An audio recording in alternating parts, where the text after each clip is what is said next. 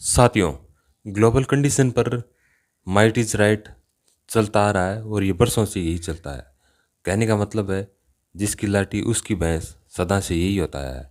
अब आज के वक्त में यूएस प्रेसिडेंट ग्रीनलैंड को हथियाने की बात कर रहे हैं और उन्होंने वेनेजुएला को जैसे कहें कि हथिया ही लिया लगभग, क्योंकि उसकी सारी चीज़ों पर लगभग कंट्रोल हो ही गया है, तेल वगैरह बाकी।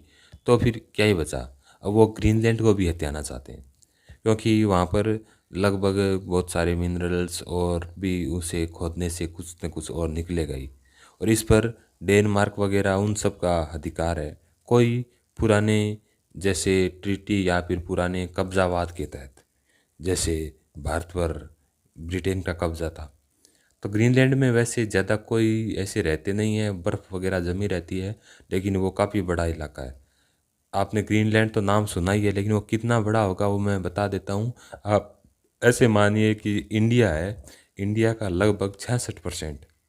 मतलब आप इंडिया में से कश्मीर को हटा दीजिए और नॉर्थ ईस्ट को हटा दीजिए और और मान लीजिए थोड़ा सा ये बिहार को भी हटा दीजिए, तो फिर जो इंडिया बचता है लगभग उतना ग्रीनलैंड है। तो मतलब बहुत बड़ा है वो।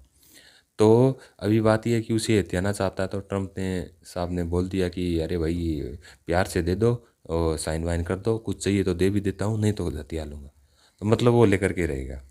अब देखिए, जब भारत की बात आती है कि वो बांग्लादेश पर या चिकन नेक सीधा कर ले या पीओके ले ले जो हम अपना है, तब सब लोग ध्यान देने आ जाते हैं कि अरे रे रे दूसरे देश की सॉवरेनिटी पर हमला है, और यूएस चाइना भी आ जाते हैं।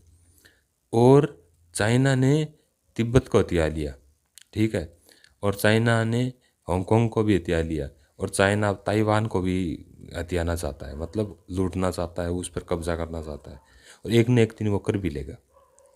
तो मैं ये कहना चाहता हूँ कि हमारी जो इंडियन डॉक्ट्राइन है या फिर कहें तो भारत की नीति है, ये कन्फ्यूजन वाली है या फिर क्लियर नहीं है।